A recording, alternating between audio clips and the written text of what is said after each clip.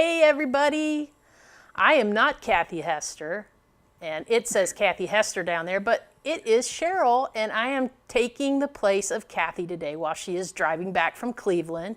She had a lovely time. She ate at some vegan restaurants that were quite lovely, and she met some of our lovely followers there and had a really, really great time. And we are here with Stacy, our McDougall support specialist. And I do want to let everyone know that today is only going to be an hour-long show because of my schedule. So we're going to kind of have a hard stop right at 2 o'clock. So without any more delay, I am going to go ahead and let's get started with Stacy. Hey, Cheryl. Thank you so much for having me. This is so fun. I never get to talk to just you. I know, So right? exciting. Well, hey, first of all, let me just say I am so happy to be here. I will say, though, that the McDougalls just went ahead and tried to steal some of our audience today because I don't know if Oh you know, no. but Dr. McDougall's also speaking live right now on YouTube. I Oh, was like, how could you? yeah. But the beauty is, this is recording and he is Yep. also recording. So if any of you are Yep. missing Dr. McDougall right now to be with us, don't worry. That talk will be recorded and you can watch it anytime after Yep. it's done. So I'm glad for those of you who chose to be here instead of with Dr. McDougall. I feel honored. I know Cheryl does too. Yeah, I do. Really. And Yeah. Kathy's joining us in the chat. And Yay. Oh, so hi, Kathy. she's taking a break from the road so that she can listen in and see how everybody is. And I see that Delia's here and Caroline's here, Chris is here. Aw. And let's just get to it. Does anybody have any questions for Stacy?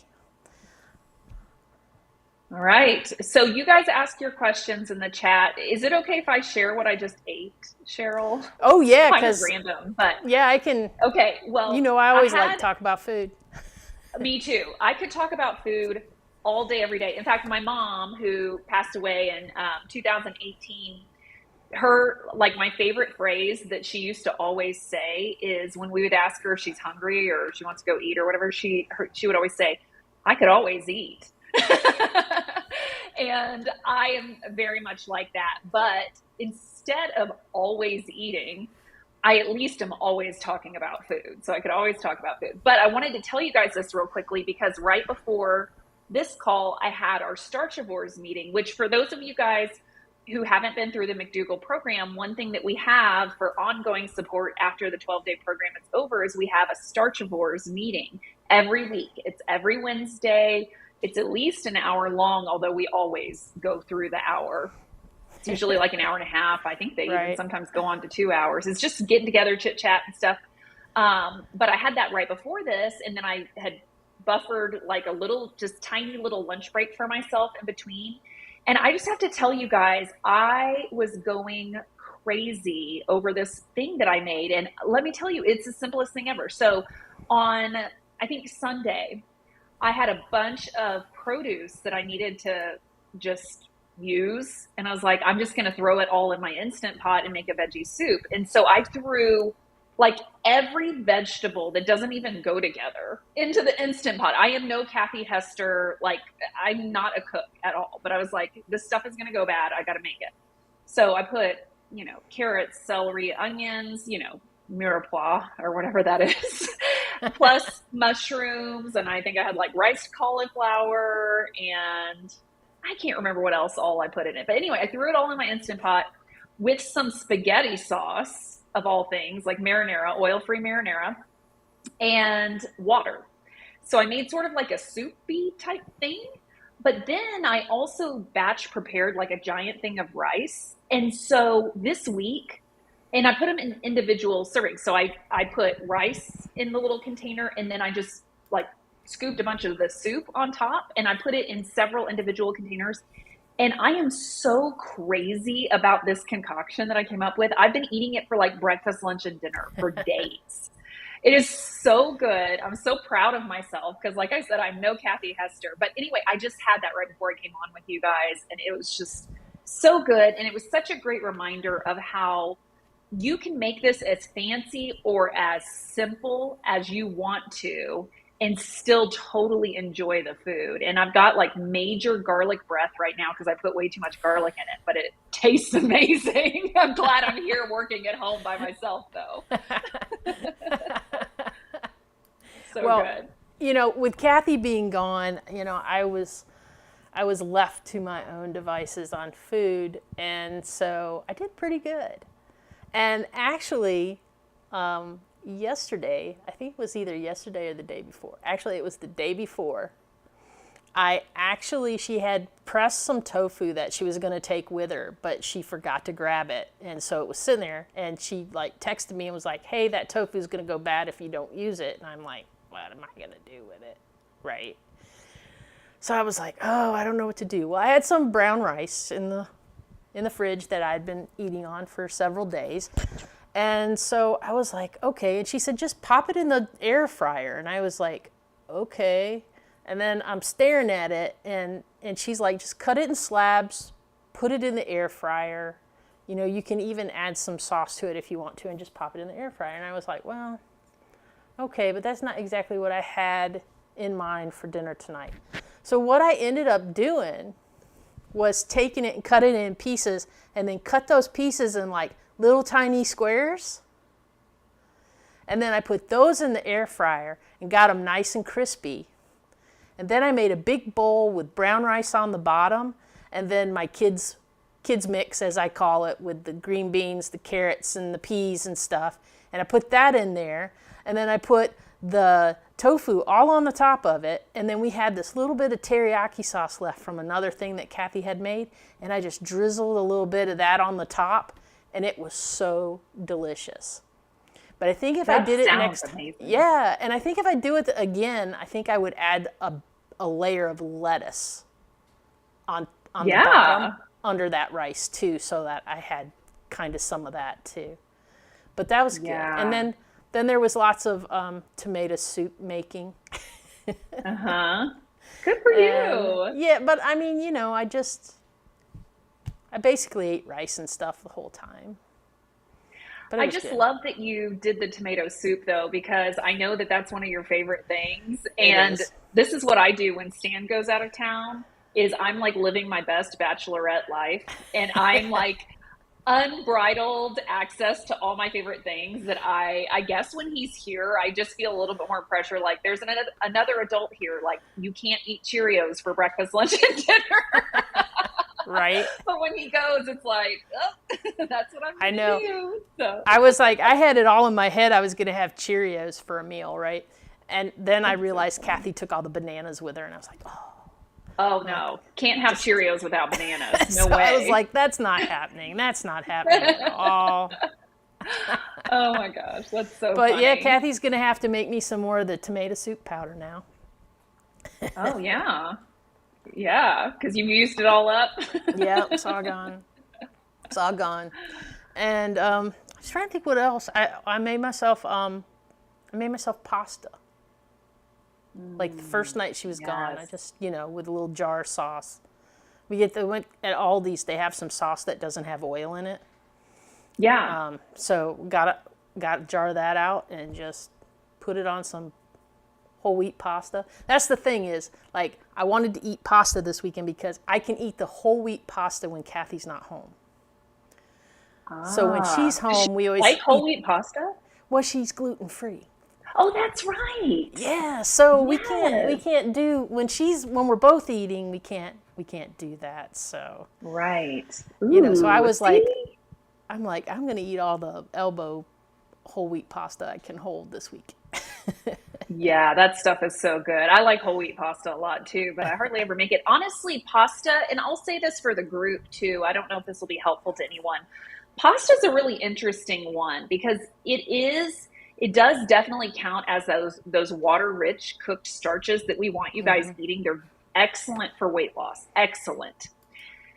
Everybody's always surprised that pasta is one of them. They're like, pasta? It's so processed. Well, it is. It's basically, whatever grain it's made out of or bean or whatever it is ground into a flour, and then that flour is used to shape it into the pasta pieces, and it's dried and everything. But then you you reconstitute it, you cook it with water, and so it expands and it gets big. So the calorie density of pasta is very low.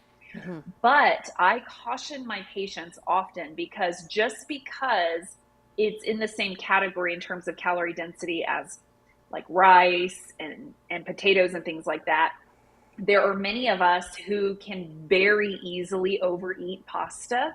Like the Mm-hmm. off button isn't quite as good as it is, or quite as like Right. attuned as it is when it's a whole, completely, not flour based food. And so I will Yeah. tell you guys, for me, during my weight loss process, I had to limit pasta. And there was a while there that I just chose not to eat it because I felt like it was slowing me down, because I was always accidentally overeating it. So you got Yeah. to be careful.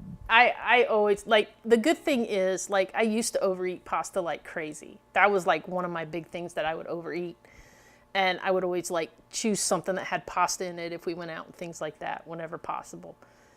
But we went for so long that we didn't really eat any pasta. Like, I mean, I think we went months where pasta wasn't even on the menu. And I think during that time, I kind of lost that craziness for it. So like, I had one box of elbows that's lasted me since Saturday. So, I mean, just That's piecing it great. out a little bit at a time, Yeah.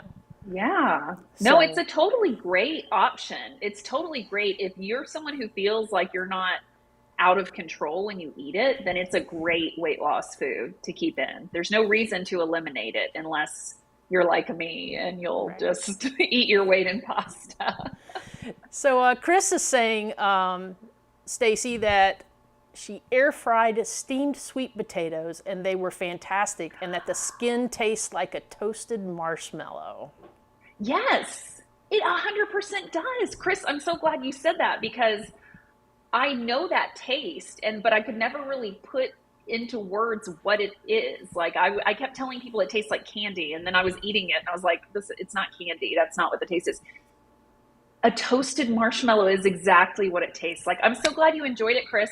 So if anybody doesn't know, last time I was here, I was talking about my Japanese sweet potatoes and how I cook them. I batch cook them in the not the air fryer, the Instant Pot.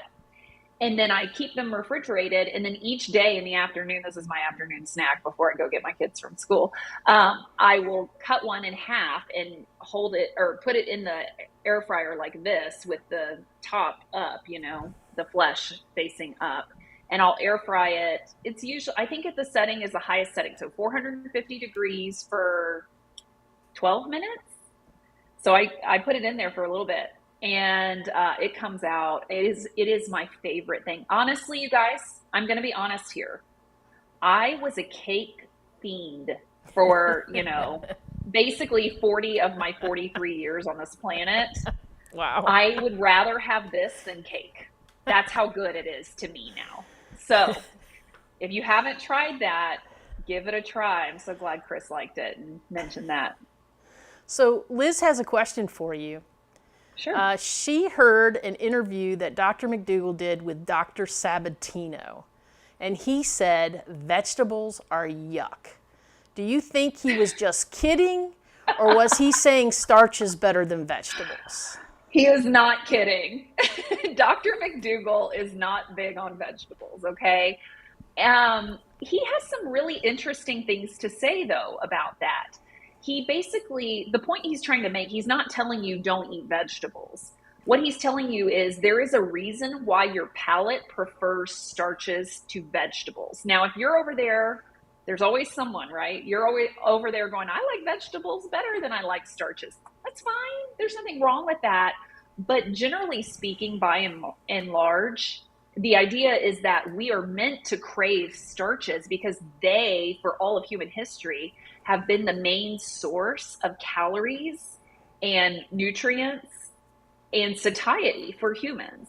And vegetables, and by the way, when he says vegetables, he's talking about non-starchy vegetables like your greens, carrots, What else is there? I always blank when I'm trying to make lists of things. It's like I know what vegetables are, but for some reason I just like blank. I'm like, what other vegetables are there? Squash, vegetables. You guys Broccoli, know what we're talking about. cauliflower, Broccoli, thank you. all those I told you, exotic my brain things that just I goes. didn't used to like. Right, exactly. Well, the reason why you didn't like them naturally is because you're made, designed by nature to crave starches because starches are the things that will sustain you. All of those other vegetables, they're wonderful and they do add a lot in terms of variety and taste and nutrients. Certainly, they're very nutrient dense. They're not calorie dense enough to keep you alive, which is why we naturally have a preference for starch. Right. So Justine says that she loves your hair like that, and it is so cute. Thank you, Justine. Can I respond to that real quickly? Absolutely. You guys, I'm just going to be honest. When my hair is like this, it's because I ran out of time to do anything with it. So it was wet, and so I just put it in a braid and I do a headband. Cheryl recognizes this look because this is like what my patients get most of the time. They get on with me for their check-in. But thank you for saying that, Justine. That means a lot to me because this is kind of like my threw it together at the last minute look. So thank you. And Ellen would like to know, is the Starchivore meeting all McDougall alumni attends? Yes. Yeah. It's for anyone who's gone through the 12-day online program.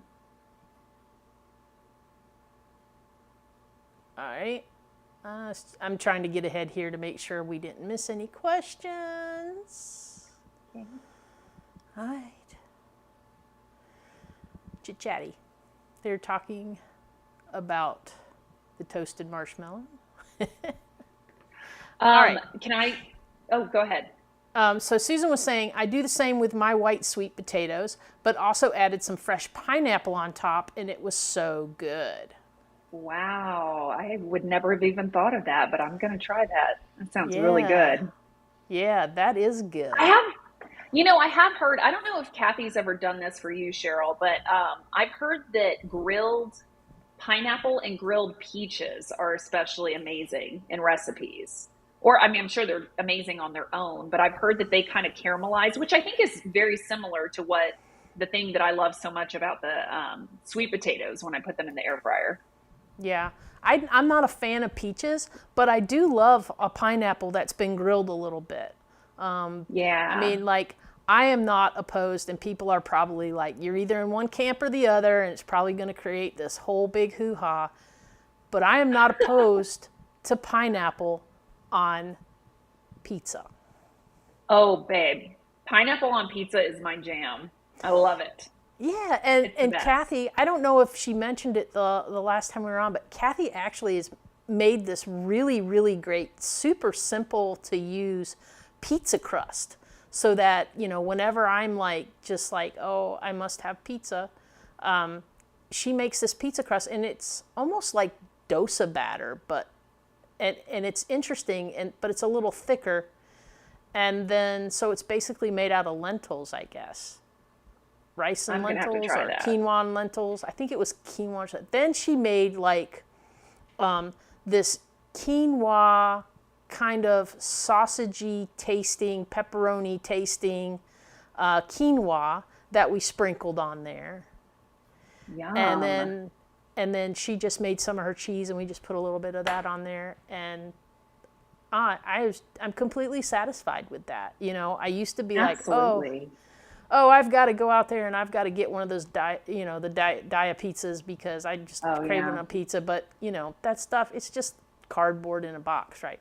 So Totally. the fact that she can make that now, like in an instant, is just game Mm. changing for me, and it's really, really good. Actually, Oh, Kathy it just sounds said amazing. those pizza crusts were in one of her classes, one of the recent classes that we did. She did a pizza class, and that's where she developed those crusts.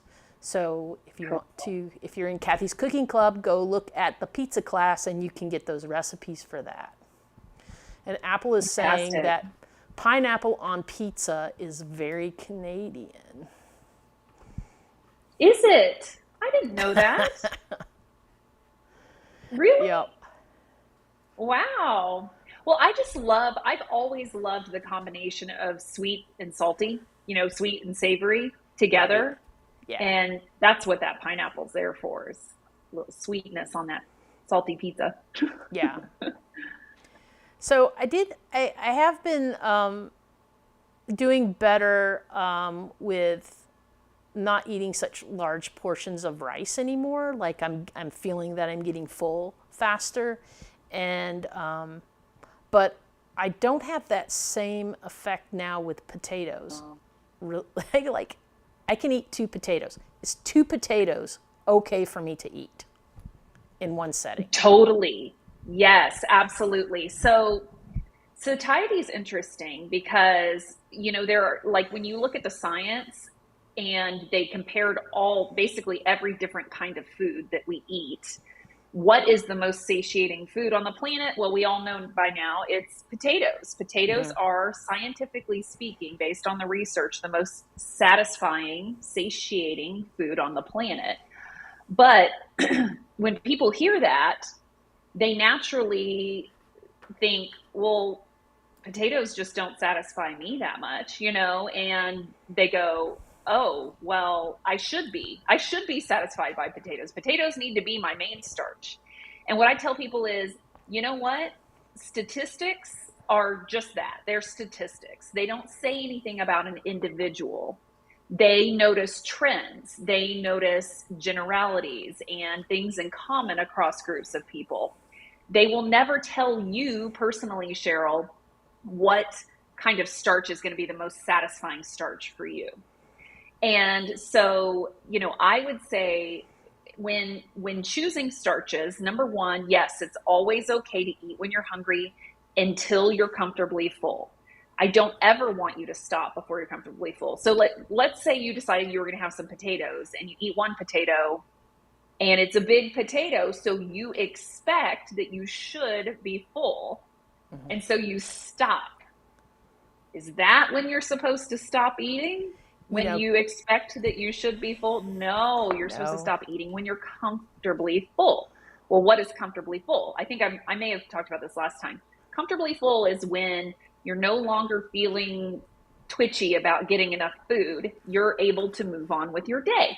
So if you don't feel that way after one potato, go ahead and have your second potato. But for me, when I go back for seconds or I'm eating more than I expected to, I start paying even extra attention because I know that the breaks may come before I finish that second helping. And I want to be very aware and I want to stop. I don't want to just be on the clean plate club, which I'm a former member of, and I try not to continue to be that way. I try to really listen to my body. As long as you're listening to your body, Cheryl, however much potato you need. Also, as a reminder, potatoes are lower in calorie density than rice. And so, ounce for ounce, they have fewer calories. And it just may be that when you eat potatoes, you need more volume of potatoes to feel full and satisfied than you need volume of rice. Gotcha. Yeah, that makes total sense. Yeah. And then on that same subject, Anne has a question. Grain, legumes, root veggies, corn, and peas are all starch, correct? Grains, yes. Legumes. Legumes, yes. Corn, yes. Peas are a starchy vegetable, but they should not be considered your main starch. Like, you cannot, peas are just not high enough in calories to sustain you in the way that the other starches do. So they're what I call an in-betweenie.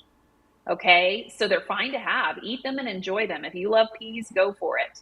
But don't expect to eat peas all day long and feel particularly satisfied by eating just that. You'll need other starches. And root veggies as well? Root veggies, if we're talking about like carrots, rutabagas, things like that, they are not considered starches. They are Okay. starchier. Okay, so starch is on a spectrum. Okay, and I really can't describe why certain things fall in certain places on the spectrum. So a carrot is starchier than a tomato. but it's still not considered a starch for our purposes, and our purposes being that we want you to eat a starch-centered diet. And when we're talking about a starch-centered diet, we're talking about starches that can satisfy and sustain you for long periods of time, meal to meal. Carrots aren't going to be able to do that, and rutabagas and whatever the other root vegetables are. Yeah, I kind of consider carrots a garnish. Sure, yeah. And they're considered a non-starchy vegetable for our purposes. Yeah. So Mona also has a question. She says, is it normal to have days where I just can't feel full, even though I've had beans with salad for breakfast and a large white yam and fruit for lunch and steamed collards? Yeah, for sure. That just may not be enough calories that day. So you just keep eating till you feel full. Okay, so I will also tell you guys this. People, some, so not only do you have hungrier days and less hungry days, that's totally normal because your body doesn't need the same thing every day. This is why traditional diets fail us, is because they give us a number of points or a number of calories that we're supposed to eat each day with the expectation that that's your allotment for that day. And if you run out and you're still hungry, sorry, go to bed. It's like, no. This is why we return to like really paying attention to our bodies. So anyway, the point is you'll have hungrier days, you'll have less hungry days.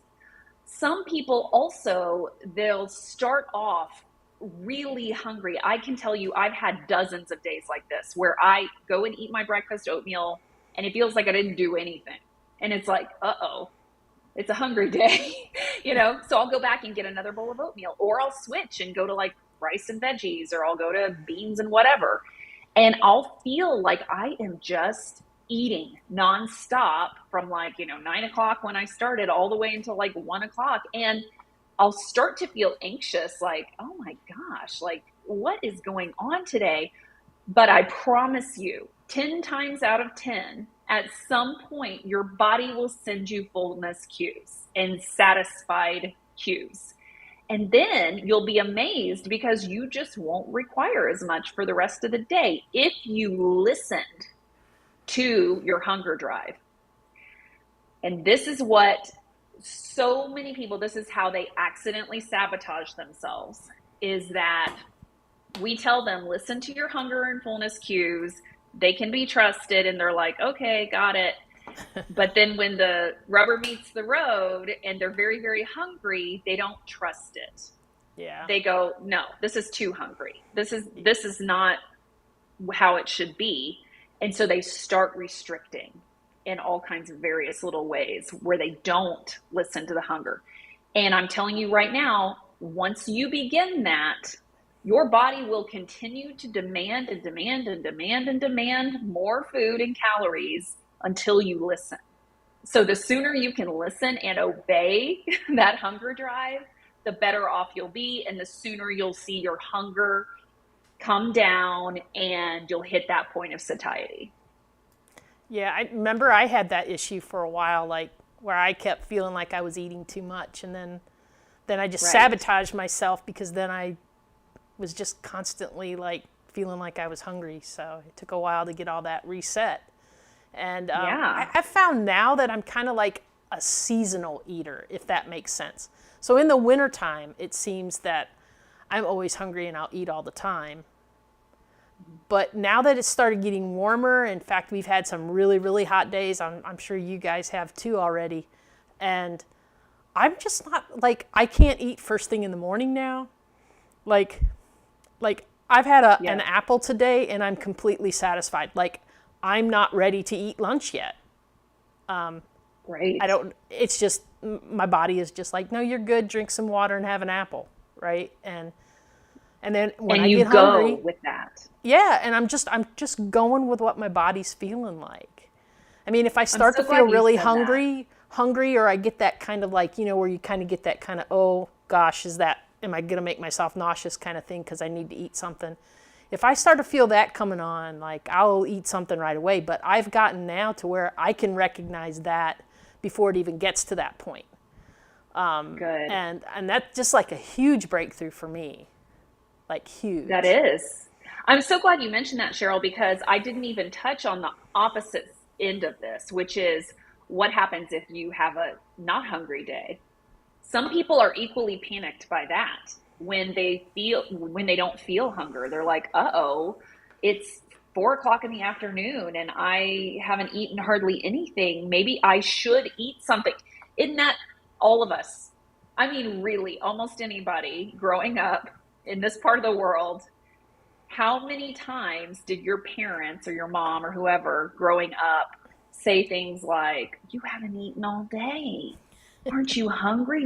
Right. You have to eat. You need to eat, you know? And so we all have it in our heads that like some Mm. terrible, fate is going to befall us if we don't eat at normal intervals. And Yeah. the truth is, once again, your body knows. And so if your body is not sending you hunger signals, do not eat. You wait on those hunger cues and hunger signals to eat. Don't wait too long. Like you just mentioned, there is a Hmm. fine line between hunger and hanger. And we do Yes. not want you ever to Yes. move over into hanger because then your rational mind goes out the window. It's very difficult to make good food related decisions. On busy days, it can get very hangry around here very Yep. quickly. So, Yeah. and especially if Not I'm naming working, any names. yeah, not naming any names, but somebody tends to eat less than I do sometimes when they're busy. So, Uh-huh. I've heard. oh Some people get a little testy when they've gone all day and haven't been eating because they've been so busy and wrapped up in work. yeah. Yes. Well, she went to the farmer's market and she bought like, these big boxes from a farmer, at the farmer's market, the state farmer's market, big boxes of those sweet potatoes.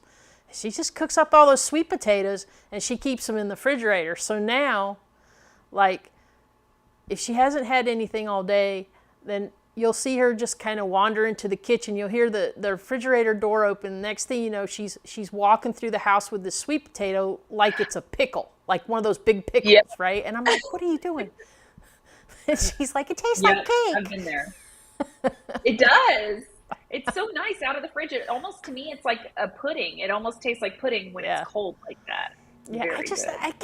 I can't get into them yet. Like I'm just not there yet. I guess Dan I'm doesn't just like them either. He doesn't get it yeah. at all. Like, why are you so crazy about these potatoes? I'm Yeah, like, don't worry about it. I can't. Anne has another question. She's saying, Yeah. Stacy, could you recommend 3 to 4 beans that are low fat?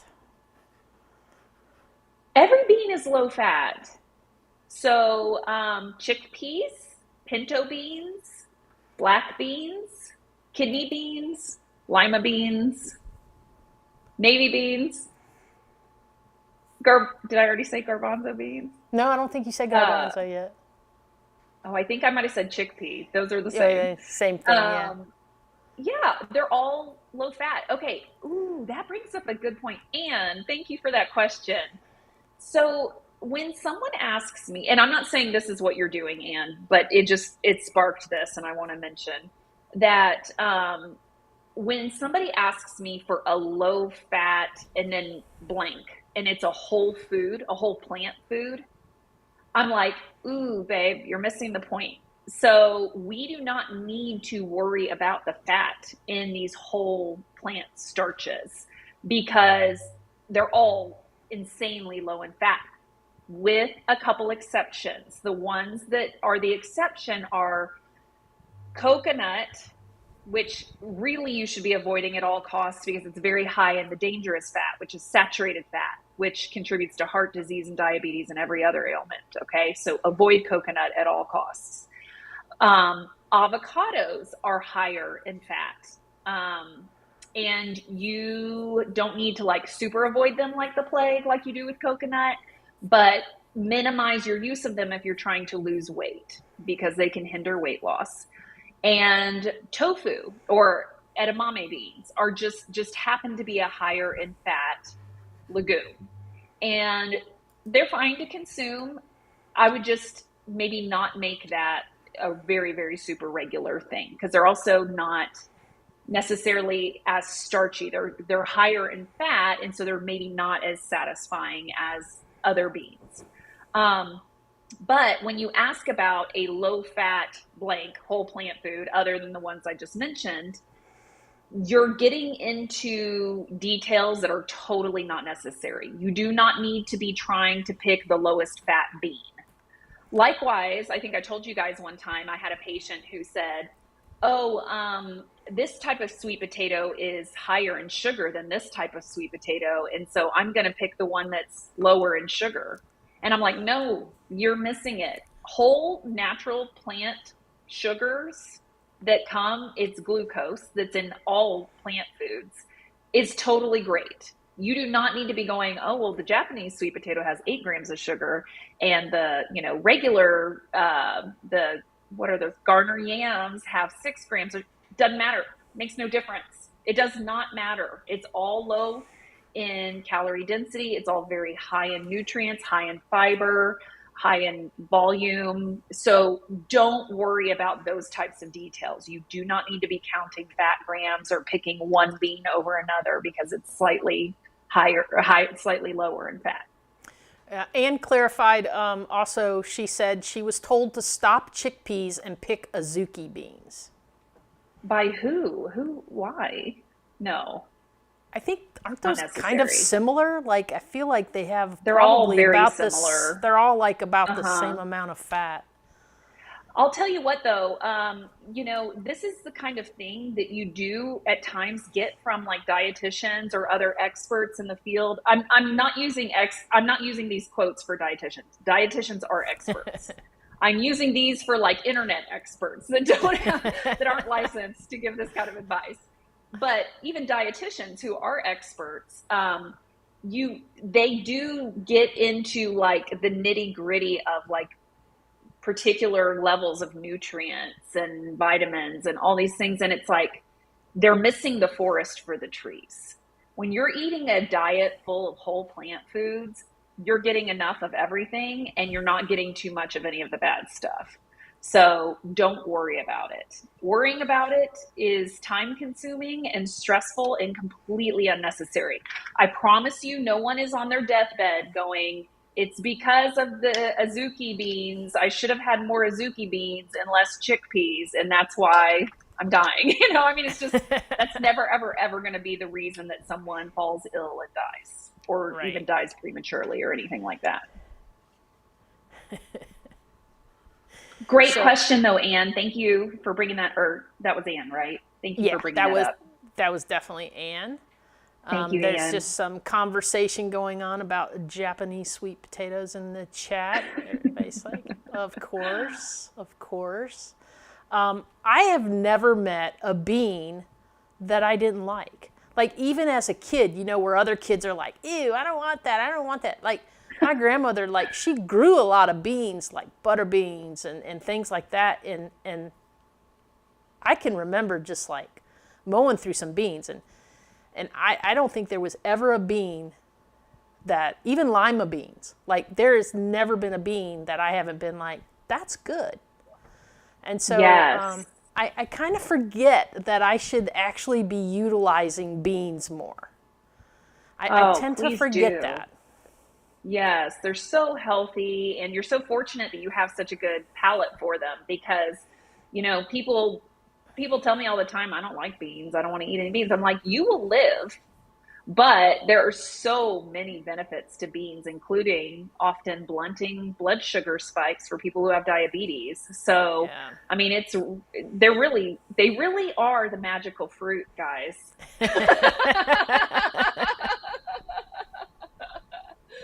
They're wonderful, and they are positively associated with longevity. So if you can eat beans, working them into your diet as often as possible is a good idea.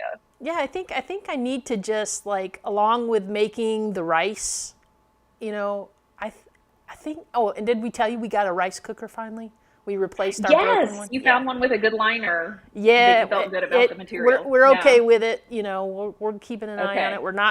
We're not washing it with anything scrubby that could, make anything flake on it or anything like that. But I think what I should do is I should probably also make sure that I also have beans made. so that I can just throw Yes. some beans on top of that rice too. And Yeah. maybe I that'll, always have them available. you Hmm. know, that, because that would be actually probably a little more filling for Hmm. me, a little bit more Yes. satisfying. A lot of people do find that beans are particularly filling. And the reason for that is they're very, very high fiber content. Yeah. And Raven, your vitamin D question, I don't think that's something that Stacy's going to be able to answer. I think that's kind Yeah. of a doctor thing. Yeah, let me just make one quick comment on that. I see here that Raven's asking about her vitamin D level being low, even though she goes outside, even though she's on prescription vitamin D. So that's a very unique to you situation, Raven, and that's going to be something that your medical doctor should address because your medical doctor knows your full medical history and may be able to look into other reasons why you may not be absorbing vitamin D as well, or what's it called? Will utilize, I'm like blanking on the word, not converting it, but the thing where you take the Absorbing, sunlight and absorbing.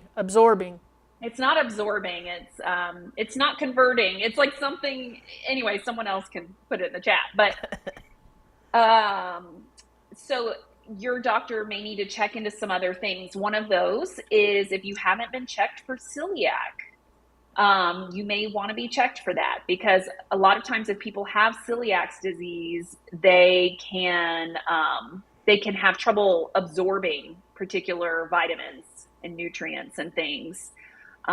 So that may be something for your doctor to look into, but you're going to have to handle that individually because it's very specific to you. You know, I have had like low vitamin D for years and years and years. I had low vitamin D, and I even got to the point where they were having me megadose and things like that. And one of our previous doctors was like, "Are you a hobbit? Like, do you never go outside?" And I mean, it was so low. She was like, "I don't know how you function. It's so low. Like, how are you even walking around? How are your shins not in pain?" Like, she was just like, Right. she was like, "I don't understand." At one point, it was like 8, right? And so for Wow. years and years and years and years, I just always the megadosing, always the megadosing, and the first set of labs that we did after started the McDougall thing, like 3 months later, we did some lab work, and the doctor called me and said, "Stop taking D now. Like, it's incredibly high. It's dangerously high. I need you to stop taking it until I see you." And I was like, "What?" Wow. Like, I've never had high D. I've never even I've barely gotten to where it was like normal. It's always just right under normal. And then all of a sudden it was like super high. And now it's just kind of leveled out and it's kind of doing its normal thing. And I really feel like a lot of that I can attribute to like eating better. Just, now Yeah. my body's like doing what it's supposed to now because I'm feeding it the things that it wants, kind of thing. So, Yeah. I mean, it was kind of like I was just floored. I was absolutely floored. Never thought that I would ever hear somebody say I had high vitamin D. Hmm. It was crazy. Chris has a Yeah. question. Is coconut sugar good to have? Coconut sugar is really basically the same thing as regular table sugar. People use it because they believe that it's less. I believe the issue with coconut sugar is that it's less processed or something, or maybe like, I don't remember why people choose coconut sugar. But in terms of your health and the way that your body processes it, it'll be the same thing as regular table sugar or brown sugar or any of those. Okay. And Apple also mentioned that vitamin D is a bit more complex because it's a hormone. So, Right. and Right. Yeah. and so she's thinking maybe the word you were looking for was metabolize. Well, metabolize is a good substitute for whatever the word is I was thinking. It's not conjugate. Conjugate's the only thing that is coming to mind, but It's like synthesize. It's similar to synthesize, which is what we do with the vitamin When we D that comes from the comes in from, sun. yeah, We convert it or whatever into vitamin D, which is used by our body for lots of purposes. yeah. Yeah. So, does anybody else have any questions? Because we do have to stop at 2 o'clock today, and I want to make sure that everybody's questions get answered. So, if there's something, and don't be afraid to type it in, just go ahead and type it in. Nobody's going to bite you, I promise. Yeah. Yeah. I wanted to tell you guys, we actually are starting our May McDougall program on Friday, Oh, just two wow. days from now. And it's full. It sold out a long time ago. You guys may have noticed, those of you who have been on the fence about doing the program, you may have noticed that we've been filling up more quickly lately. So I wanted to encourage anybody, if you are at all interested in thinking you might want to pull the trigger, we have 2 more programs this year. I'll tell you exactly when they are. The next one that is we do still have slots for is July, and it begins on July 19th. That's our next program. But I will tell you, it's July 19th through the 30th. If you want to be in the July program, get in touch with us right away, because that one's already over half full. And then our next one after that, which will be the last, as of right now, it will be the last program of the year, will be October 11th through the 22nd. So we are filling very quickly these days. So I just didn't want anyone to miss out on it, if you're in the decision-making process. And I also want to remind you that if you are on the fence, first of all, it makes perfect sense because it's quite an investment. We know that.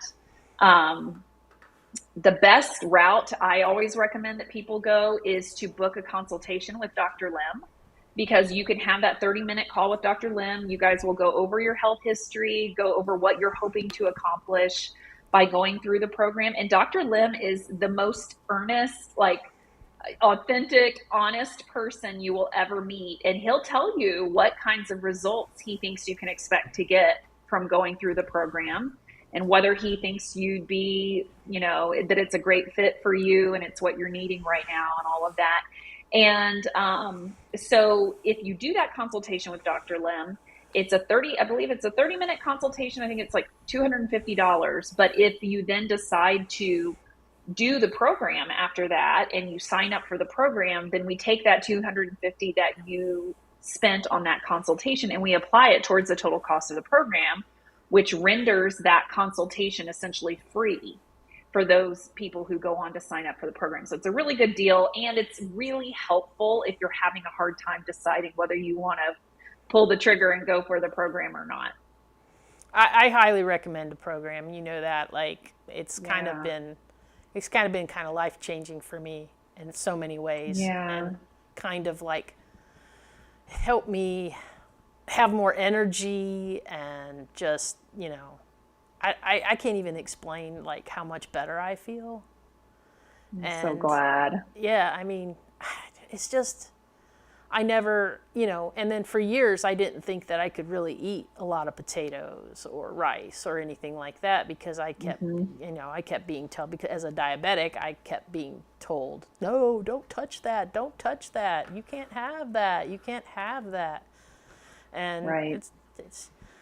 I'm getting great results. Yeah, sure are. It's amazing, isn't it? And Sandy has a question, and I don't know if either one of us can answer this. This might have been more of a Kathy question, but how long will steamed potatoes stay okay in the fridge? Well, I can tell you that when I steam a batch of potatoes, I usually try to consume them within 5 days. But this is one of those things where you can tell. You can tell when I don't really want to be eating that, by smell and by look. If they start to get extra slimy or they smell just a little off, you were given this nose and your eyes and everything to assess the quality of your food source.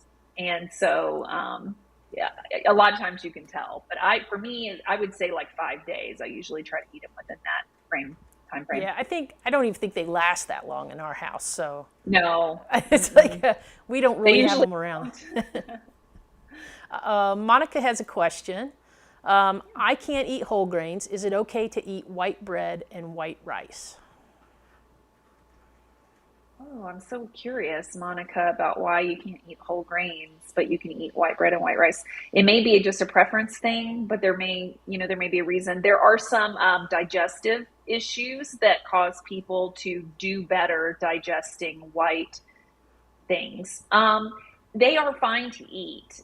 White rice is not going to promote disease or anything like that. But I will say that whole grains are always preferable because you get so much more of that very satisfying fiber that comes with the outer hull of the grain, which is what is stripped away when you process it and make it into white flour or white rice.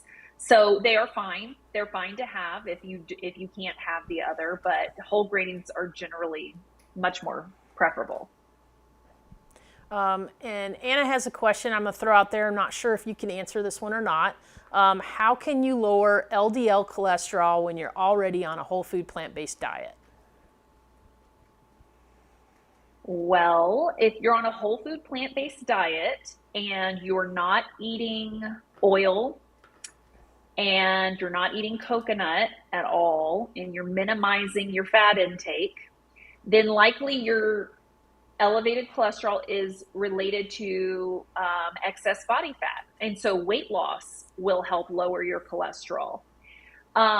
If you are not overweight and you're a healthy weight, healthy BMI, and you're at your ideal weight and you still have elevated LDL, it could be genetic and it could be that it's not a danger to you.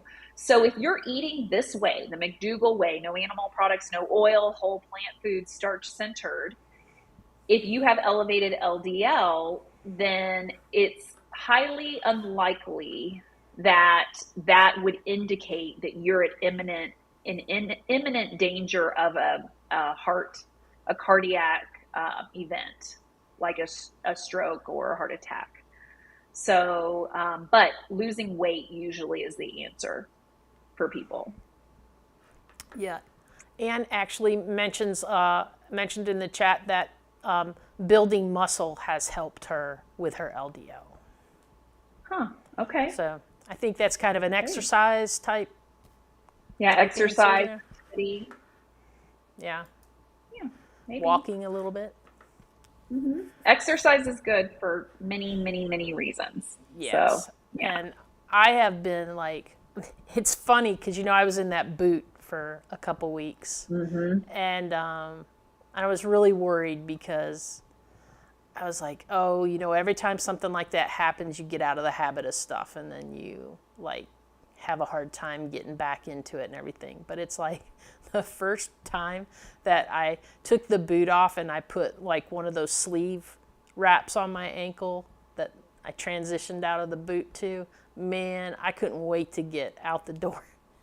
And I'm sorry if my ortho is watching this. I apologize, but I did walk 4 miles that day. Busted.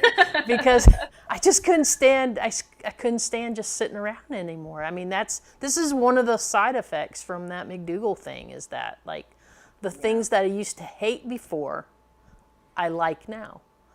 I don't always love to exercise, but I like to exercise because I know that it helps me in so many ways as a diabetic to actually get out there and to move, and it keeps those numbers down, and it just, it's good stuff. Yeah. Good stuff. One thing I recommend when people don't like exercise or having a hard time getting started is I go, hey, listen, find a podcast or find a show, some kind of, thing, audiobook, something like that you only let yourself listen to when you go out for a walk. Mm-hmm. That's what did it for me when I really got back into exercising after having all my kids. And I started out just doing long walks, and I found podcasts and crime, true crime type stuff and audiobooks and things and I only really let myself listen to those things when I was out doing my walk. And so suddenly I was really motivated to get out there every day for as long as possible. So that does tend to help with establishing that habit. Kathy does that. Like, she loves to like listen to something when she's walking by herself. She'll have on just a podcast, or she'll be listening to some YouTube thing that she wanted to listen to and just didn't have time to during the day. Like, she's always multitasking like that. And I don't necessarily like to listen to stuff when I'm walking because I'm always on alert with the dog, right? And it's just my nature to just be on alert for something coming at us. I don't know why, but I guess because I've been bit by dogs several times as a kid. And so I think every time I was walking or on a skateboard or something like that, and they just came out of nowhere. So I think I'm a little like, now I'm like head on a swivel, right? But one of the things that I love to do is when Kathy and I walk together, that's our time to talk about all the stuff that we needed to talk about that we haven't had a chance to talk about yet for the day because we've both been too busy. And absolutely has been a great help for us. And it goes so fast that way. Like, you don't even realize how long you've been walking because you've been having this conversation, and just all of a sudden you're home again. And you're like, wait, what? Did we walk 3 miles? Right. Oh, wow, we did. So Yeah. I really, having something to do really helps. Even if you're on a treadmill, exercise bike, having something to do really, really helps. Makes it less like you're going, staring at the screen, hoping that it's going to end. Find something that you enjoy and do it. Great and advice. Let's see if we have any more questions, and we'll start wrapping it up. Tracy is asking, where can I find the information on the McDougall plan? Well, go to drmcdougall.com, and that's Dr. McDougall with 2 L's. I'm going to spell the whole thing out. drmcdougall.com, drmcdougall.com. All of the information about why we eat this way, why we recommend you guys eat this way, and how to do it is available completely for free on our website.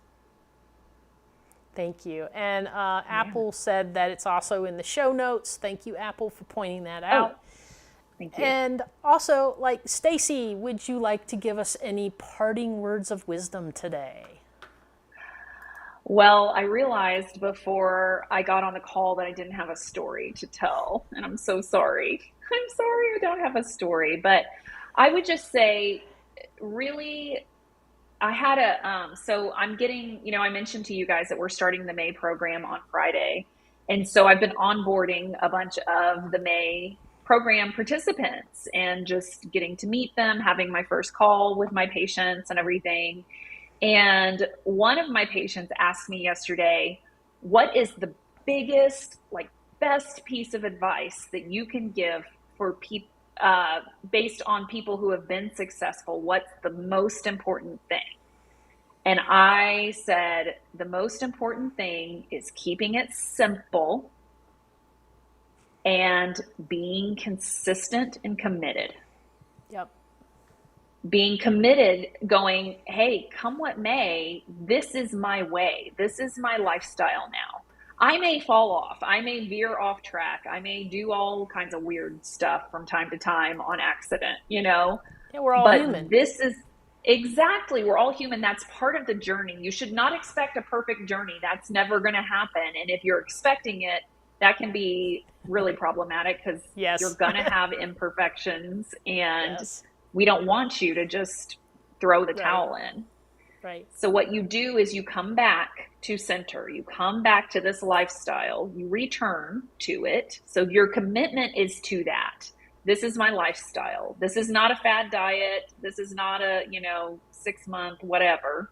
I mean, it may start out that way. You may start out running an experiment, but if you've decided this is the way you want to live, you're committed to the lifestyle. And then for me personally, for hitting my goals, what it required was consistency. I spent many years eating this way Monday through Thursday, only to totally just go off the rails Friday through Sunday. You need to be a person who is consistent 7 days a week. Yeah. Chris is saying that you have to know your why, and that is so true. 100%. And you also have to know Yes. you. You have to know you. And so Yes. if part of going on this journey is you discovering things about you, like I did, you Hmm. have to get through that part too. You have to get through it. You have to learn what works for you. You have to learn how you can make this sustainable for you, Hmm. because it's going to be different for every single individual. Totally. It's always Yes. different. So what Yep. works for me doesn't always work for Kathy.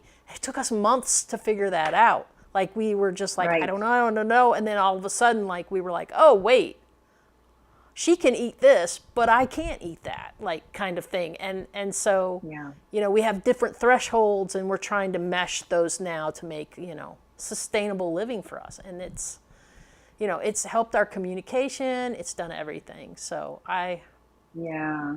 you That's can do good. this. You can do this. If I can do Absolutely. this, anybody can do this. If I can do this, I guarantee it. Absolutely. Me too. Yep. I never thought I would ever reach my goals and lose the weight that I needed to lose and all that stuff. It's like, I guess I did think I would on a level. That's why I kept trying every time I fell down.